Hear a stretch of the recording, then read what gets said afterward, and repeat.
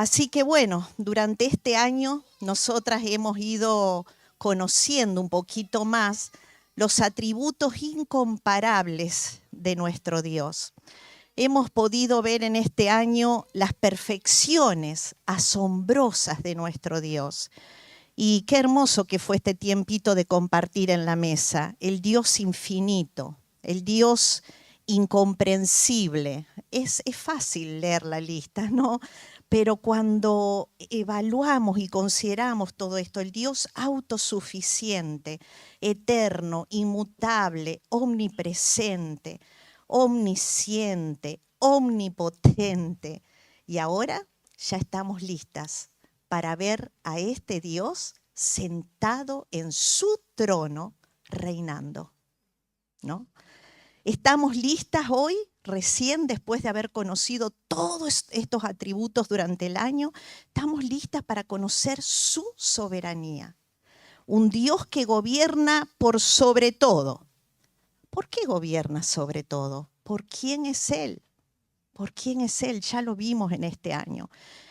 Y al verlo allí sentado en su trono, deseo de todo corazón que mi corazón y el corazón de ustedes se pueda inclinar ante Él, reconociendo realmente que Él es soberano y que podamos sentir una profunda admiración por nuestro Dios, un profundo respeto, un profundo temor, una actitud de obediencia, una actitud de sumisión a su autoridad, como que Él tiene la última palabra, y una actitud de total adoración a este Dios.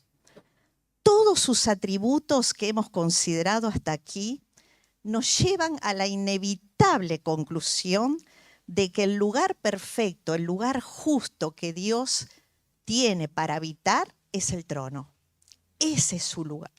El trono. Solo Él está plenamente calificado para gobernar. Después de lo que vimos este año, podríamos decir de todo corazón y con absoluta seguridad, solo Él está calificado para gobernar. Solo Él tiene todo el derecho a sentarse en el trono. Y la Biblia lo presenta en ese lugar con muchísima frecuencia, desde el libro Génesis, del comienzo, hasta Apocalipsis, muchísimas veces está Dios sentado en el trono.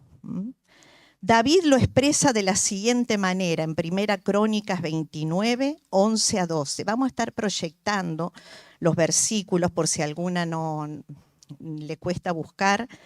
1 Crónicas 29, 11 a 12 dice: tuya es, oh Jehová, la magnificencia y el poder, la gloria, la victoria y el honor, porque todas las cosas que están en los cielos y en la tierra, todas, dice, son tuyas. Tuyo, oh Jehová, es el reino, y tú eres excelso sobre todos, y las riquezas y la gloria proceden de ti. Y tú dominas sobre todo. En tu mano está la fuerza y el poder, y en tu mano el hacer grande y el dar poder a todos. Después que leemos esto, si hemos prestado atención en cada palabra que dice, ¿hay alguien que se atrevería, ustedes piensan, a negar la existencia de Dios? ¿Hay alguien que se atrevería a ignorar a este Dios en su vida? Diríamos, solo un necio podría hacer esto, ¿no? ¿Y saben qué? La Biblia lo confirma. Porque en Salmo 14:1 dice el necio en su corazón, no hay Dios. Y el 10:4 dice, no hay Dios en ninguno de sus pensamientos. Hay gente que se atreve a ignorar a este Dios. Pero qué hermoso que en Proverbios 1:7 dice lo contrario. El principio de la sabiduría es el temor de Jehová. Solo los sabios ven a Dios como el Rey, a quien deben su total lealtad. Y si nosotras queremos ser mujeres sabias, necesitamos ver a Dios constantemente en su trono.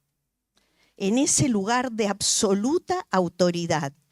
Y si queremos ser sabias, debemos reconocer a Dios en todos nuestros caminos. ¿Qué son todos los caminos? Todos nuestros pensamientos, todos nuestros deseos, todos nuestros planes, todas nuestras conversaciones, todas nuestras decisiones.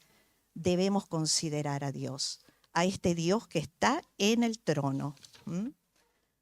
Así que el punto número 1 de nuestro estudio va a ser conociendo el significado de la soberanía de Dios. La palabra soberanía significa principal, supremo. La soberanía divina significa que Dios se sienta en el trono del universo. Él es la autoridad suprema.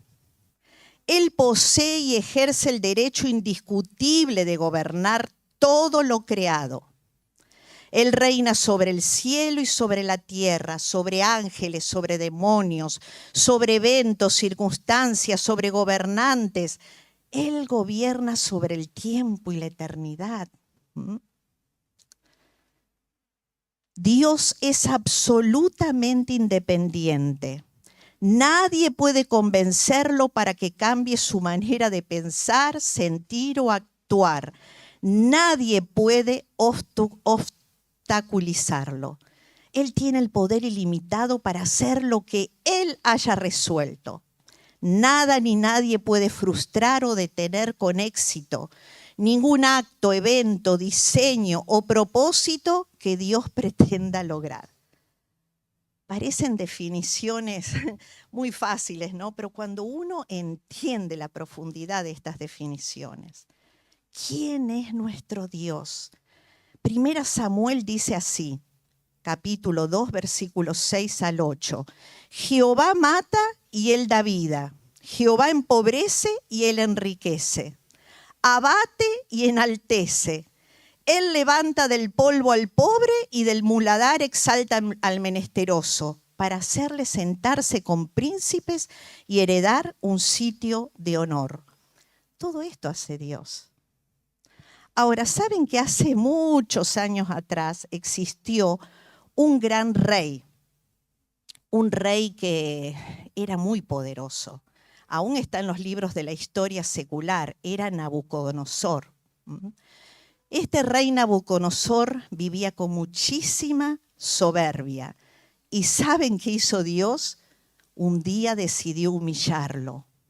Un día decidió mostrarle a este rey que él no tenía ese reino por su fuerza.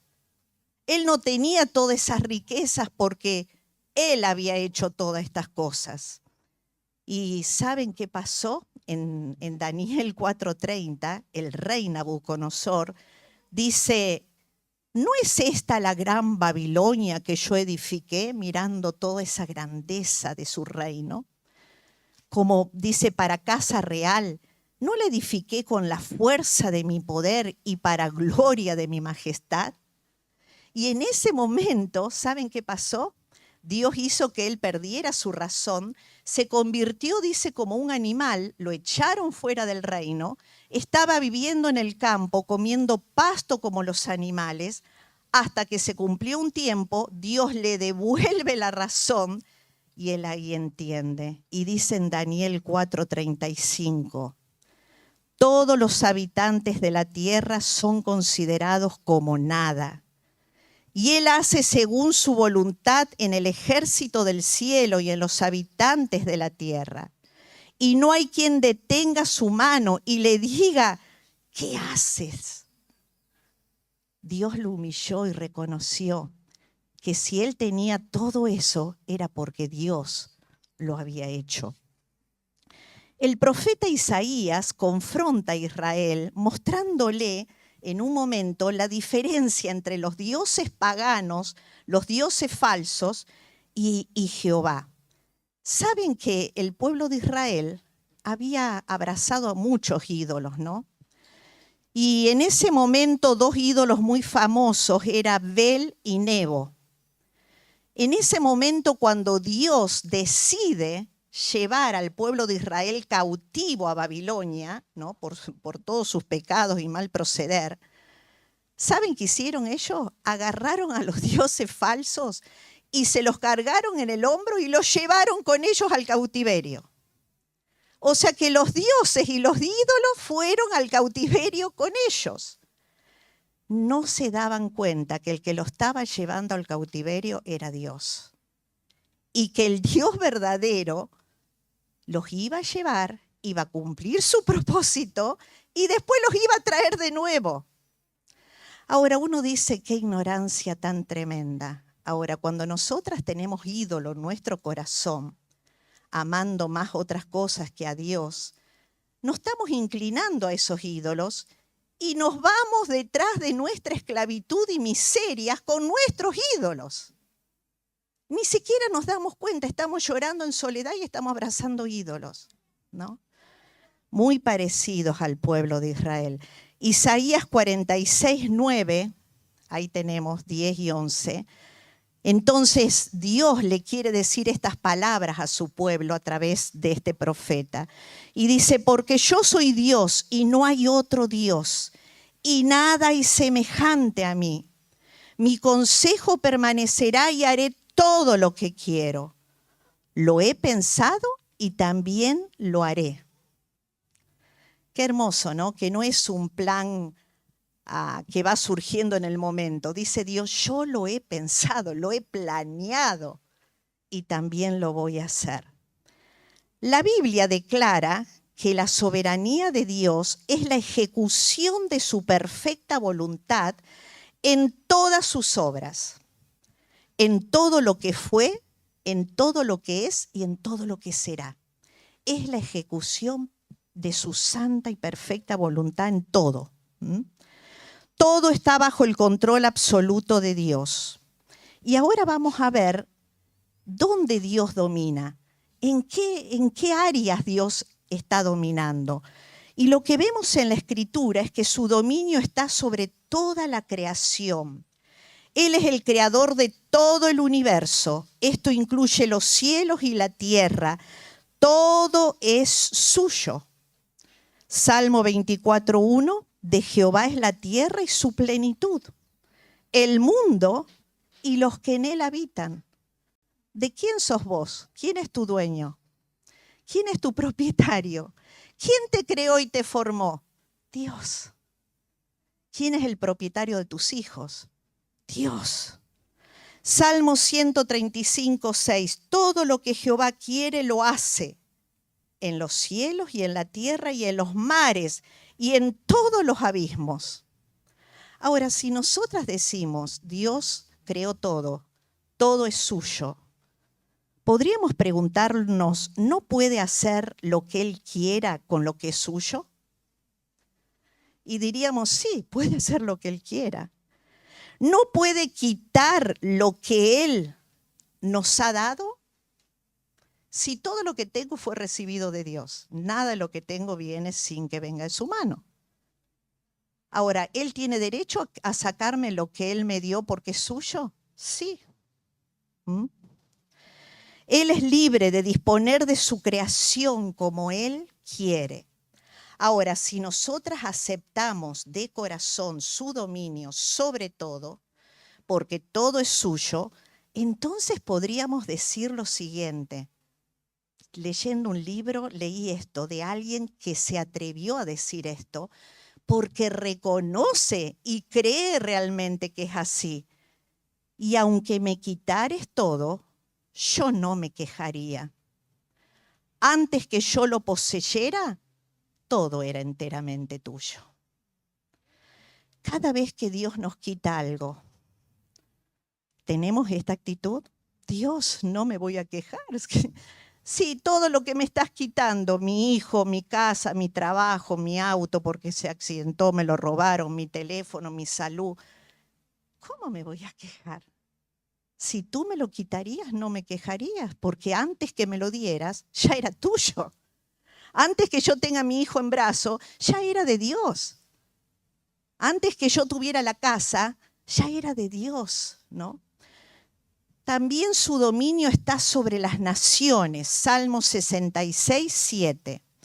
Dice, Él señorea con su poder para siempre y sus ojos atalayan sobre las naciones.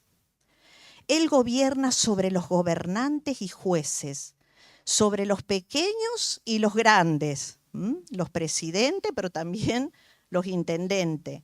Él gobierna sobre la historia, Él gobierna sobre el tiempo y la eternidad. También su dominio está sobre los redimidos mediante su plan eterno de redención. Miren qué hermoso el Salmo 37, 18. Dice, conoce Jehová los días de los perfectos, y la heredad de ellos será para siempre. Está diciendo, Dios sabe, Dios entiende, conoce todo, nada se esconde de Él, en ningún momento. Todos los días de aquellos que son perfectos, sin mancha, por la obra de Cristo, ¿verdad? Por la obra de redención, están constantemente delante de sus ojos. Y Él mismo los llevará hasta que posean todas sus riquezas para siempre. Cada día que vivimos, Él estuvo allí antes que nosotros llegáramos, ¿no? Ya estuvo allí. ¿Para qué? Esperando que nosotros lleguemos para que se cumpla su plan eterno. Su dominio también, aunque es general, también está sobre lo particular. Fíjense en Mateo 10, 29 a 30. Lo vamos a leer en la Nueva Traducción Viviente. Ni un solo gorrión puede caer a tierra sin que el Padre lo sepa. En cuanto a ustedes, cada cabello de su cabeza está contado. Yo me reía porque conmigo no tiene mucho trabajo, Dios, porque tengo poco pelo, pero algunas que tienen mucho. Todos los cabellos de tu cabeza están contados, mis queridas. Impresionante. Su dominio es sobre lo grande, magnífico, pero también sobre lo más insignificante, como un cabello. ¿Te das cuenta quién es nuestro Dios? Su dominio está en aquello que parece accidental. Por ejemplo, Proverbios 16, 33. Dice, podemos tirar los dados, pero el Señor decide cómo caen. Nunca se me hubiera ocurrido semejante detalle, ¿no? Él gobierna sobre todos los eventos y circunstancias. Su dominio está en las buenas acciones de los hombres.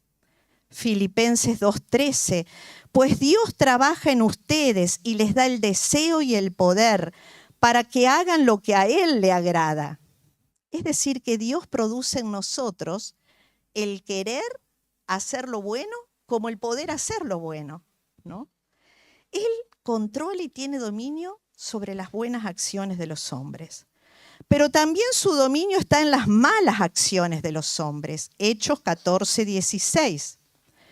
En las edades pasadas, Él ha dejado a toda la gente andar en sus propios caminos.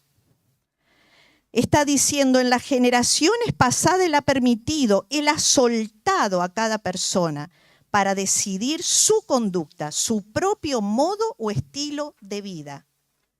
Romanos 1:28 lo afirma. Y como ellos no aprobaron tener en cuenta a Dios, Dios los entregó, los soltó a una mente reprobada para hacer cosas que no convienen. Aún eso, Dios está en control. Dios puede tomar en su soberanía, ¿saben qué? Las malas acciones de los hombres y tornarlas para bien, cumpliendo su plan soberano, como lo hizo, por ejemplo, en la Biblia con los hermanos de ¿quién? Hermanos de José, exactamente. En Génesis 50, 20a dice, José, vosotros pensasteis mal contra mí, le dice él a los hermanos, pero no se preocupen, mas Dios lo encaminó todo a bien. Ahora, a mí lo que me impresiona, que José creyó que Dios iba a encaminar todo a bien antes de ver el fin de la historia. Porque cuando lo llevan a él, ¿no es cierto?, cautivo, él va tranquilo, confiando en Dios, no cambia.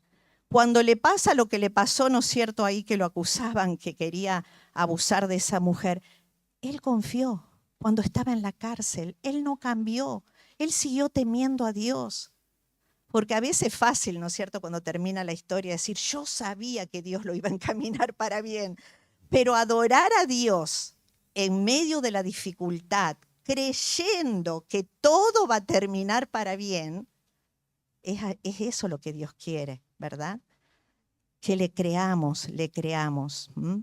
Su dominio está sobre el destino eterno de cada ser humano. Dios estableció el camino de la salvación y el destino eterno de andar o no por ese camino. Juan 3:18 dice, el que en él cree no es condenado, pero el que no cree ya ha sido condenado, porque no ha creído en el nombre del unigénito Hijo de Dios. Dios determina la bendición y la maldición de acuerdo a la actitud de obedecer o desobedecer sus mandamientos. El hombre no consigue la bendición o maldición, como a veces escuchamos, a través de la buena suerte o la mala suerte. Qué buena suerte que tiene esta, ¿no es cierto? A veces decimos, qué buena suerte. No, no consigue por buena o mala suerte. El hombre no consigue la bendición porque nació el día en que los astros estaban alineados de una y otra forma, entonces durante este año vas a tener una vida de bendición, como dice el horóscopo, ¿no es cierto?, los que creen los astros. O procurando siempre tener una buena energía, haciendo cosas que se consideran buenas y rechazando aquellas cosas que se consideran que no son buenas. Entonces yo voy a tener una vida buena, porque una vida de bendición, porque procuro estar siempre con una energía positiva. Dios estableció el camino. Dios lo estableció para la bendición y la maldición. Deuteronomio 12, 26 a 28, escuchen lo que dice. Ahí lo tienen. He aquí yo pongo hoy delante de vosotros la maldición y la bendición. La bendición si oyereis los mandamientos de Jehová vuestro Dios, y la maldición si no oyereis los mandamientos de Jehová. Esto está determinado por Dios. Dios tiene un plan que lo incluye todo, el cual Él controla, aún inclusive el mal, pero no lo involucra a Él en el mal, porque Dios es santo. Y aunque Él odie el pecado está presente por su permiso en su plan eterno. Y podríamos decir que definitivamente todo el plan de Dios soberano es para su gloria. ¿Por qué? Porque todo el plan de Dios manifiesta quién es Él. Esa es la gloria de Dios. Manifiesta su grandeza, manifiesta sus perfecciones. Efesios 1:14 dice, para alabanza de su gloria. Todo es para alabanza de su gloria. Por la soberanía de Dios, nosotros, los seres humanos, tenemos libre albedrío y somos capaces de elegir y tomar decisiones que vayan moldeando nuestras vidas, porque en su soberanía Dios lo quiso así. Ahora, en el jardín del Edén, el ser humano tomó la decisión ¿de qué? De ignorar la autoridad de Dios. Así que desde que nacemos, todos los seres humanos nacemos con esta actitud, ignorar su autoridad y ponernos nosotros en el trono en vez de a Dios. Pero cuando nosotros, por medio de la obra de Cristo a nuestro favor, lo conocemos a Él, entonces podemos nosotros someter nuestras mentes, nuestros corazones, para que se alineen con la voluntad de Dios. Y podemos tomar decisiones que sean aprobadas por la perfecta voluntad de Dios. ¿Entienden? Y de esta manera entonces podemos nosotros honrar a nuestro Creador, a nuestro sustentador, y reconocer que Dios verdaderamente, Él es soberano. Ahora, para nosotros es muy difícil, casi imposible poder reconciliar la soberanía de Dios con la libertad del hombre de tomar decisiones. Pero esto es lo que enseñan las Escrituras. Y aunque no lo podamos comprender, ¿saben qué? Dios hace funcionar a la perfección ambas cosas. No podemos explicarlo. No podemos nosotros ignorar y decir, anular completamente el libre albedrío que tiene el hombre. No podemos anularlo porque la Biblia lo enseña. Pero tampoco podemos disminuir la soberanía absoluta de Dios. ¿Y cómo reconciliamos esas cosas? No las podemos entender, pero porque no las entendamos no quiere decir que es verdad, ¿no? Dios tiene el poder de que estas dos cosas funcionen a la perfección. Número 2 del estudio. Conociendo ahora la grandeza de la soberanía de Dios. Y ahora sí me gustaría que abran ustedes sus Biblias en el Salmo 93.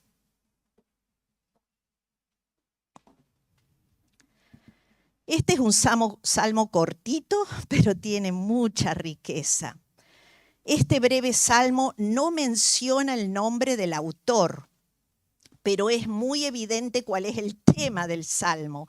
Es la soberanía de Dios. ¿Por qué? Porque la primera línea de este salmo lo anuncia. La primera línea, ¿cómo arranca? Jehová reina. Y con esta afirmación no hay ninguna duda que Jehová y ningún otro Dios es quien reina. Esto realmente eleva al Dios de Israel por encima de todos los otros ídolos. Me encanta porque en hebreo dice que esta expresión suena como una gran proclamación, como si tuvieras varios signos así de admiración, como si dijera, Jehová es rey, ¿no? Este salmo va a mostrar que Jehová, a pesar de la oposición que pueda haber contra él reina con todo su poder. Es posible que cuando fue escrito este salmo, la nación de Israel estuviera en peligro por sus muchos enemigos. Y el pueblo de Dios recibió mucha esperanza, ¿no? En esos momentos, al recordar que el Señor, aunque había oposición, era todavía el rey. Y también el salmista prevé el reinado milenial del Mesías, ¿no? Así que vamos a ir viendo y estudiando un poquito este salmo, porque manifiesta la soberanía de Dios de una forma muy hermosa. Comienza el versículo 1 diciendo, la soberanía de Dios la vamos a ver acá expresada en su vestimenta. Dice 1a, se vistió de magnificencia. Estaba pensando que los reyes terrenales, ¿no?, hacen todo lo posible para realzar la impresión de su grandeza, de su poder, vistiéndose con ropas extraordinarias, ¿no? Los reyes, los príncipes, con adornos exuberantes, muy costosos. Pero acá Dios está adornado con las vestiduras que corresponden a su soberanía. Me encanta. No necesita Dios comprarse un manto o unos anillos de oro, ¿no?, para decir, mirá qué poderoso que soy. Qué hermoso. Está vestido de su magnificencia, ¿no? 1a, entonces, estamos en esa expresión. ¿Qué es la magnificencia? La magnificencia en la Biblia describe la grandeza, la majestuosidad, la excelencia, el poder, el esplendor, la santidad de Dios. Dice Éxodo 15:11, ¿quién como tú, oh Jehová, entre los dioses? ¿Quién como tú, magnífico en santidad? Es como que el autor no encuentra palabras. Magnífico, terrible en maravillosas hazañas, hacedor de prodigios. Ni Faraón, el rey más poderoso de la tierra, pudo detener la mano soberana de Dios. Dios dijo, voy a llevar a mi pueblo, y 10 veces dijo él que no, pero no pudo frenarlo. La magnificencia describe la gloria de Dios y tiene que ver con la dignidad y la autoridad de su poder soberano. Y este atributo también se manifiesta, ¿saben dónde? En la creación y en todas sus obras. Qué tremendo, ¿no? Cuando Él abre ahí el mar rojo para que su pueblo pasara. Qué poder, qué magnificencia. Y ahí el 1b del versículo dice, Jehová se vistió, se ciñó de poder, afirmó también el mundo y no se moverá. La majestad de Dios no solo se muestra en su persona, sino también en sus obras, en todo lo que Él hace. Todas son hechas con su poder y sabiduría. Salmo 104, 24 dice, cuán innumerables son tus obras, oh Jehová. Hiciste todas ellas con sabiduría. Se ciñó de poder, es la otra frase. Esta expresión describe a Dios con vestiduras de victoria. Salmo 77, 14, 15 dice, tú eres el Dios que hace maravillas. Hiciste notorio en los pueblos tu poder, con tu brazo redimiste a tu pueblo. Y lo maravilloso es que Dios no solo redimió a su pueblo Israel, sino que el Señor aparece hoy vestido de majestad y de victoria, ¿dónde? En su iglesia. Salvando a los pecadores ¿de qué? De todos sus enemigos, de la muerte, de Satanás, del pecado, de la carne, para siempre, y transformándolos a su imagen. Y termina el versículo diciendo, no se moverá. Dios ha construido un mundo que está firmemente establecido y no se moverá a menos que Dios lo mueva. No hay poder en el universo que pueda arrancar a Dios el control sobre todas sus obras. Janel, ¿podés prender el ventilador? Veo que todas estamos haciéndonos así y yo ni les cuento cómo estoy transpirando. Vamos a poner el ventilador un ratito, ¿sí? No hay poder entonces que pueda frenar o arrancar el control que Dios tiene sobre todas sus obras. Ahora, qué hermoso este salmo. Vamos a tratar de meternos. Para los que se sujetan con lealtad, ¿no?, a la autoridad de Dios, creo que no hay mayor gozo y alegría que ver, ¿no es cierto?, al Rey vestido de majestad y esplendor. Es mi Rey, yo me sujeto a Él, así que me gozo tremendamente verlo con toda su majestad y magnificencia. ¿Y saben el gozo que es para la persona que se somete a este Rey? Decirle en el oído a los que están desanimados, decaídos, abatidos, viendo a sus enemigos que se aproximan, decirle, tranquilos, Jehová reina. Es lo que el salmista le está diciendo al pueblo de Israel. Y gritarle a los enemigos, ¿qué se creen que van a ganar? Jehová reina. Es lo que está diciendo el salmista. Ahora nosotras, si creyéramos realmente esta verdad, cuando vemos una hermana que está pasando una prueba, re decaída, desanimada, ni quiere venir a la iglesia, y vos decís, en vez de decirle, ay, sí, le entiendo, es tremendo lo que está pasando, en vez de decirle eso, acércate y decirle en la orejita, hermana, quiero decirte algo, Jehová reina. Con esas dos palabras tenés que tener ánimo. Y cuando aparece, ¿no es cierto?, el enemigo también cerca nuestro y nos dice, ¿dónde está tu Dios, Gloria? Se ha olvidado de vos.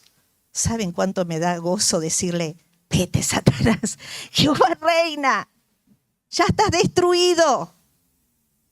Pero hay que creerlo, ¿verdad? En el momento, ¿sí? El salmista entonces está feliz de haber hecho esto. Ahora vamos a ver el versículo 2, la soberanía de Dios expresada en su trono. A ver si alguien lo puede leer fuerte, el versículo 2. Esto en hebreo tiene el significado cuando dice desde entonces, desde la eternidad. No solo el mundo está establecido, sino también está establecido el trono de Dios desde la eternidad. Hay rebeldes contra su reinado, pero no tienen la más mínima posibilidad de tener éxito. Los tronos terrenales son temporales y no se puede confiar en ellos. pero su trono es eterno y es inmutable. No hubo un tiempo donde Dios no reinara y nunca podrá haber ni un solo momento de la historia en que Él deje de reinar. Versículo 2b dice, tú eres eternamente. Él es eterno como ningún otro lo es. Su vida no tiene principio, no tiene fin. La autoridad eterna de Dios lo coloca majestuosamente entonces por encima de que de todas sus criaturas. Nosotros tenemos un principio, aunque no vamos a tener un fin, pero Él no tiene principio ni fin. Salmo 145:13, tu reino es reino de todos los siglos y tu señorío en todas las generaciones. En el 2023, ¿también Dios está sentado en su trono? ¿Lo creemos de verdad? La soberanía de Dios expresada en su creación, ahora versículo 3 y 4, y también expresada en sus enemigos, ¿sí? ¿Quién lee el versículo 3 y 4 bien fuerte? Como el estruendo de muchas aguas, que parecen, ¿no es cierto?, esas aguas realmente imparables y muy destructivas. Si alguien ha ido allá a las cataratas, ¿no? Cele, vos conocés. Impresionante, los ríos con su furia. Esto tipifica la rebelión de los hombres contra Dios en la Biblia. Y también la figura del mar agitado por la tormenta se usa para mostrar la fuerza de la oposición de los hombres hacia el reinado de Dios. Los hombres permitirán que Dios esté en cualquier lugar, chicas, menos en el trono. Los hombres permiten que Dios esté allá creando los planetas, las estrellas. Eso está bárbaro. Dios sostiene el mundo, claro que sí, sí. También Dios permite que Dios esté allá en el trono, ¿no? Derramando todas sus riquezas, sus tesoros, sus bendiciones a todos. Eso sí, Dios es muy bueno. Dios bendice y que derrame sus bienes es extraordinario. Pero cuando Dios muestra que está en el trono, ¿saben qué? Los hombres se enfurecen y rechinan los dientes. Y se oponen a la autoridad de Dios. ¿Por qué? Porque ellos no aman al Dios que está sentado en el trono. ¿Por qué? Porque allí como rey, Él tiene todo derecho de hacer lo que quiere con lo que es suyo, a disponer de sus criaturas como lo crea conveniente. Y Él no va a consultarle a nadie, ¿no es cierto?, lo que va a hacer. Y ellos van a luchar para no permitirle a Dios hacer lo que Él quiere. ¿Se imaginan el barro rebelándose con el alfarero? Isaías 1:28 dice, pero los rebeldes y pecadores a una serán quebrantados.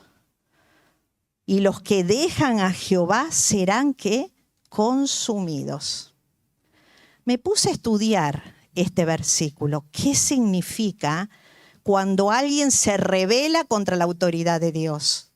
Porque en algún momento, si somos sinceras, nos hemos rebelado contra la autoridad de Dios, ¿no?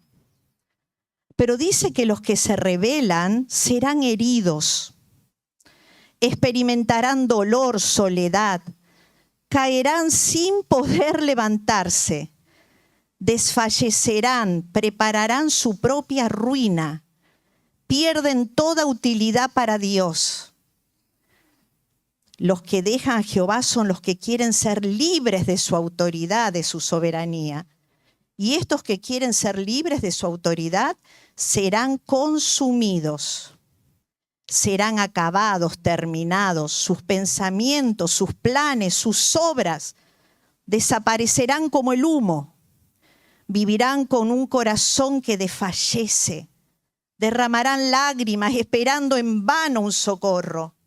No tendrán refugio y su esperanza será dar su último suspiro. Qué tremendo. Cuidado, mis queridas. Es cosa muy grave no someternos a la autoridad suprema de Dios. Es cosa muy grave querer pelear contra el Creador y contra el Rey. Un día, dice Filipenses 2, 9 a 11, Dios lo va a exaltar hasta lo sumo, ¿no? A Cristo. Y dice que toda lengua va a confesar que Él es el Señor. Y toda rodilla se va a postrar ante Él. Pero es terrible luchar en este mundo, en el presente, contra la autoridad de Dios. Ahora, volviendo al Salmo, el salmista frente al rugido de las olas, o sea, de la oposición, no pierde el aliento hablando con los violentos o hablando con los opositores del reino de Dios. No, él ahí ¿qué hace? Vuelve su mirada a Dios. ¿Y dónde lo ve a Dios? Dice el salmista. Está ahí en las alturas. Él reina sobre todo lo que pueda oponerse a Él. Con su poder, Él derrota a todos sus enemigos y Él hace lo que quiere. Él se sienta como rey sobre las tempestades más furiosas del mar, sobre todo lo que se opone a su plan y a su perfecta voluntad, aún sobre la naturaleza misma. Porque en Marcos 4 vemos que el plan de Jesús era, dice, pasar al otro lado del mar de Galilea con sus discípulos para seguir la obra que Él vino a hacer en la tierra. ¿Y qué pasó en el versículo 39? Ahí lo tenemos. Pero se levantó una gran tempestad de viento y echaba las olas en la barca, de tal manera que ya se anegaba y Él estaba en la popa durmiendo sobre un cabezal. Y le despertaron y le dijeron: Maestro, ¿no tienes cuidado que perecemos? Y levantándose, reprendió el viento y dijo al mar: Calla, enmudece.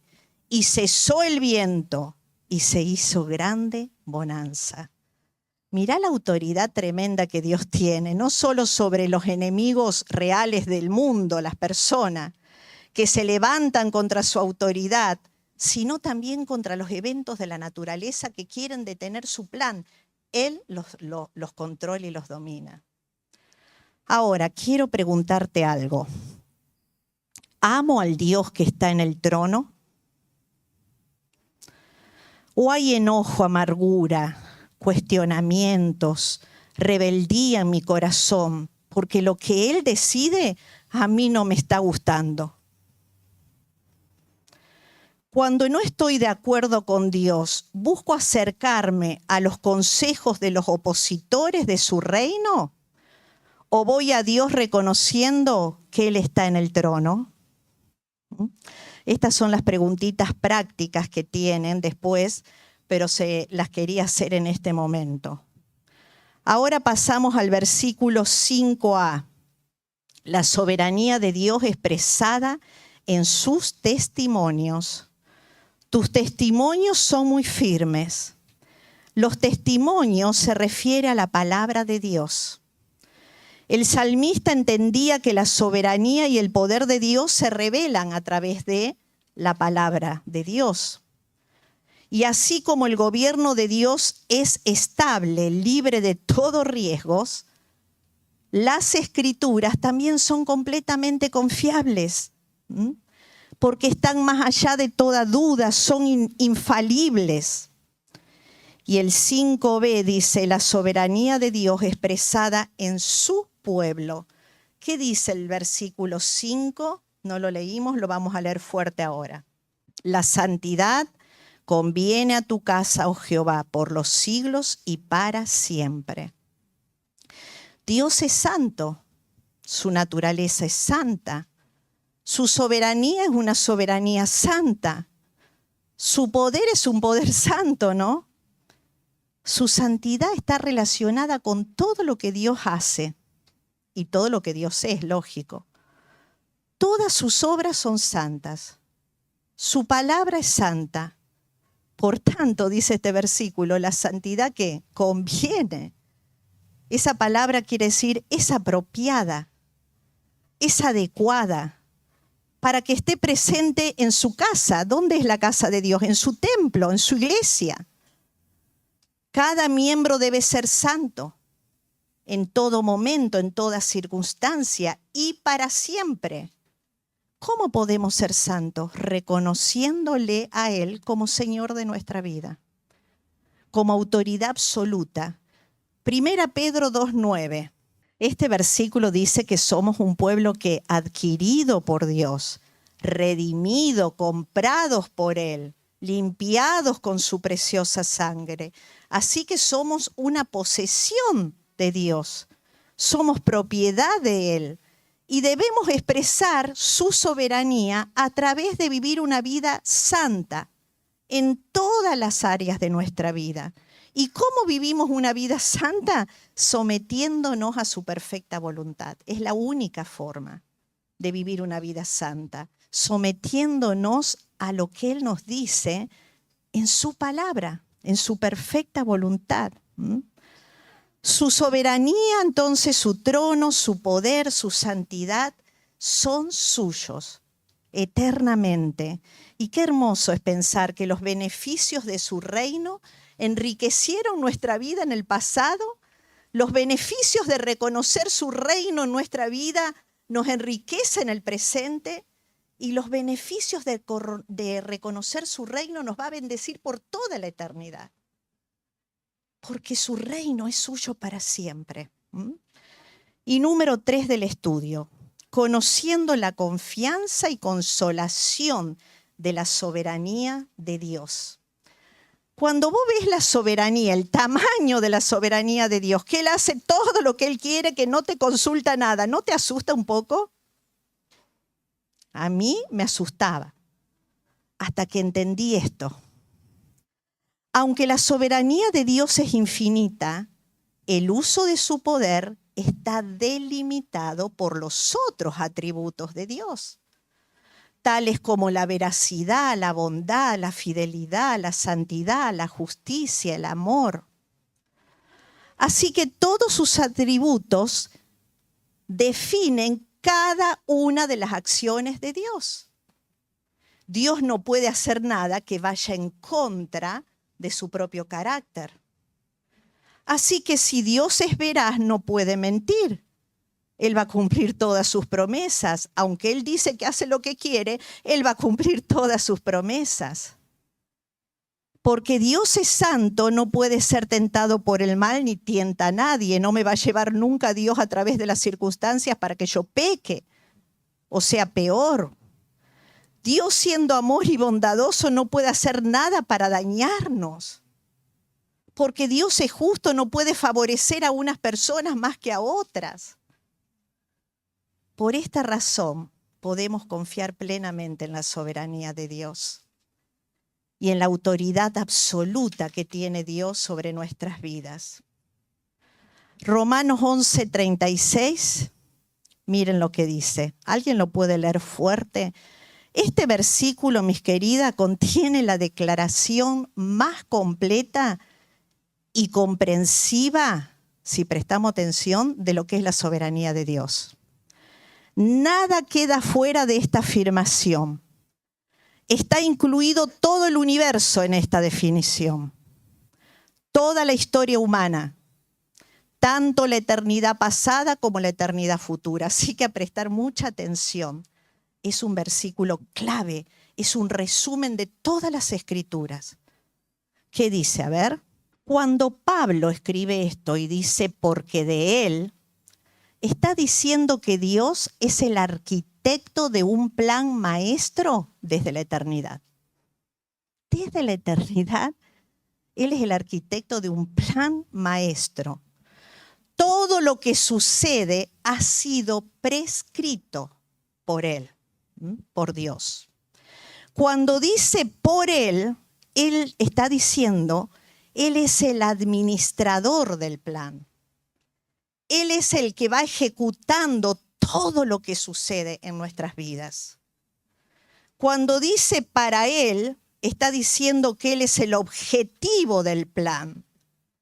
El propósito de todas las cosas que suceden, todo, ¿no es cierto?, es para su gloria.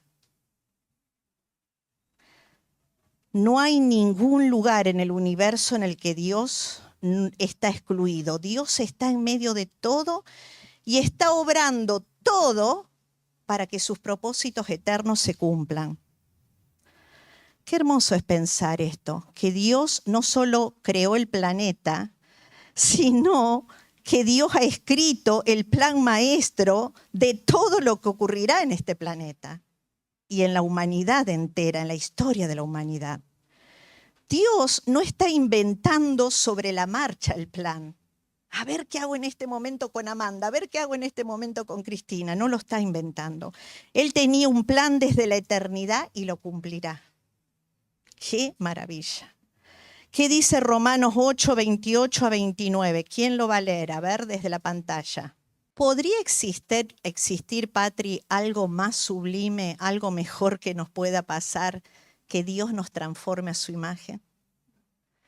Si cuando en el momento que vos caes de rodilla pidiendo perdón por algo y Dios te limpia y te levantás y parece que, no sé, estás en el cielo por unos segundos hasta que pecas de nuevo, ¿no es cierto? Pero qué maravilla ser a la imagen de Dios, que no haya ningún obstáculo entre Él y nosotros. Y Dios se ocupó del plan, que todo lo que nos suceda nos lleve a ese propósito. Llevarnos a su imagen, bendecirnos, para mostrar su gloria, para que todos alabemos su gloria. ¡Qué cosa extraordinaria! Algunas marcas distintivas de este plan maestro. Este plan maestro es eterno, es desde antes de la fundación del mundo. Es singular, solo hay un plan único y todo lo que ocurre es parte de ese plan. No solo la prosperidad, sino también la adversidad. No solo el bien, sino también el mal. Todo es parte del plan soberano de Dios. Es inmutable. Dios nunca altera su plan. No hay un plan B o C, solo hay un plan eterno de Dios que Él ha escrito para todo lo que sucede. Es omnisciente, con asombroso genio. Nada toma a Dios de sorpresa o desprevenido. Incluso la rebelión de Lucifer no fue una sorpresa para Dios, ni siquiera el pecado de Adán. Él es el autor de un plan que incluye el pecado, pero esto no significa que Él es el autor del pecado, sino que todo lo que sucede ha sido preestablecido en su propósito eterno y Él controla aún el mal y el pecado. Y este plan glorifica a Dios. Todo es para la gloria de Dios. Todo esto está mucho más allá de todo lo que nosotros podríamos entender, ¿verdad? Porque sus pensamientos son mucho más altos que los nuestros. Pero estas verdades lo que hacen es que nuestro corazón encuentre ¿qué? Confianza y consolación en la soberanía de Dios. No podemos entender absolutamente todo, pero entendemos lo suficiente para tener confianza y consolación. Todo lo que Él planeó desde la eternidad, Él lo está llevando a cabo hoy. Nadie ni nada puede frustrar el plan y propósito soberano de Dios. Nada ni nadie. ¿No te alegra eso? Saber que nada ni nadie puede frustrar el plan soberano de Dios. ¡Qué paz! ¿Qué dice Isaías 14, 26 a 27, que lo tenemos en la pantalla? Irene, ¿lo podés leer, por favor? ¿Quién impedirá que Él cumpla su propósito en nuestras vidas? Nada ni nadie. Concluyendo, todos sus atributos obran a nuestro favor, todos. Y esto nos garantiza entonces, ¿no?, que todo lo que Dios permite bajo su control soberano va a ser para nuestro bien. Si creemos esto de verdad, podríamos decir lo que dijo el apóstol Pablo. Él creyó que todo obraba para bien. ¿Por qué podemos estar seguros que él lo creyó? Cuando lo metieron en la cárcel por predicar la palabra, ¿qué hizo? Se puso a llorar y a quejarse. Dios, yo no te entiendo, quiero ser tu siervo, quiero predicar, mira dónde me mandas. ¿Qué hacía Pablo en la cárcel? Cantaba, alababa a Dios, porque él creyó esto. Cuando tenía la heladera llena, bueno, no había heladera en aquel tiempo, pero cuando tenía abundancia, estaba contento. Y cuando tenía escasez, se ponía a rezongar. Ay, Dios, no te entiendo, te sirvo y mirá, está todo pelado en mi casa. No, dice, estoy feliz, sabiendo que si no tengo algo, es porque Él está cumpliendo su plan en mí. Entonces, si nosotros lo creemos, podemos decir lo que Él dijo en 1 Timoteo 1:17. Vamos a leerlo ahí juntas de la pantalla. Por tanto, vamos a leerlo juntas. Por tanto, al Rey de los siglos, inmortal, invisible, al único y sabio Dios, sea honor y gloria por los siglos de los siglos. Amén. Cualquier negación a lo que hayamos escuchado en esta tarde de parte nuestra es un acto de rebelión. Es un ataque frontal a la gloria de Dios. Porque si yo me opongo a todo esto, yo estaría diciendo, me parece que yo tendría que estar en el trono gobernando todo el universo, no tú, Dios. Me parece que yo tendría que tomar las decisiones en mi vida. Tú te estás equivocando, Dios. Y eso es un ataque frontal a la gloria de Dios. Es una rebeldía. Debemos reconocer, mis queridas, que nosotras no calificamos en absoluto para gobernar nuestra vida ni el universo. Y que el único gobernante que califica, lo hemos visto este año, es Dios. Y solo Dios. Solo sometiéndonos a su plan, llevaremos gloria a su nombre. Y termina Romanos 11:36 diciendo, a Él sea la gloria por los siglos. Amén. Ojalá que deseáramos de todo corazón que su gloria se manifieste en nosotros. ¿Cómo? Sometiéndonos a Él, sometiéndonos a su plan, creyéndole, confiando en Él, adorándole antes de ver la historia terminada. Y entonces se va a mostrar su gloria en nosotros, cada día en esta tierra y por toda la eternidad también. Amén.